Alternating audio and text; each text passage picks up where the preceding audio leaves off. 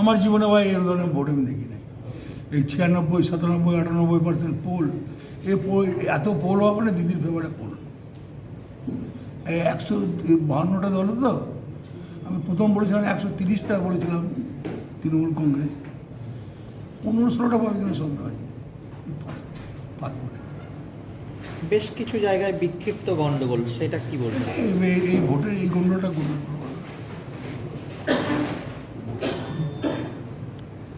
এই ভোটের গন্ডগোলটা গন্ডগোল।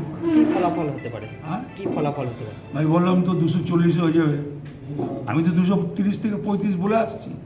এই যা পোল, আমি আমার বাবার জীবনে দেখিনি। এবার তো ভোট শেষ, এতদিন বলছিলেন যে আপনার মানে কি স্ট্র্যাটেজিতে ভোট করালেন আজ বীরভূম জুড়ে?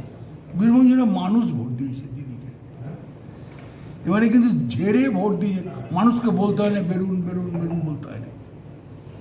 আমরা অন্যবার দেখেছি, আরে কি খবরে ওদের বাড়ি ভোট পড়েছে না, 4বার টোটো পাঠিয়েছি আসে নেই, তখন আমাকে এখান থেকে ফোন করতে হয়েছে, এই ভোট দিতে যাও না এখানে, এই যাচ্ছি তো কিছু যাচ্ছি। এবারে কিন্তু আর বলতে হয় না। কি কারণে মনে হচ্ছে এই ভালো ফল হবে? এই এসআর কেমন জব্দ করেছিল, বিডিও অফিসের লাইনে দাঁড় করে দিয়েছিল বয়স্ক মানুষকে, হাইডানি শেষ করেছিল।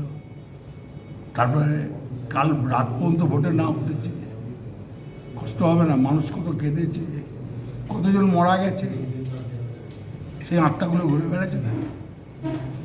তারা তো বাড়িতে বাড়িতে গিয়ে বলছে তাড়াতাড়ি বেরো করতে দিদিকে। তাহলে অবশেষে খেলা হলো 100বার। দেখো, এটা রয়্যাল বেঙ্গল টাইগারের জায়গা, পশ্চিমবাংলার রয়্যাল বেঙ্গল টাইগার। কিরকম খেললেন? রয়্যাল বেঙ্গল টাইগার যেভাবে থাবা মারতে হয় সেইভাবেই থাবা মেরেছে। যাও।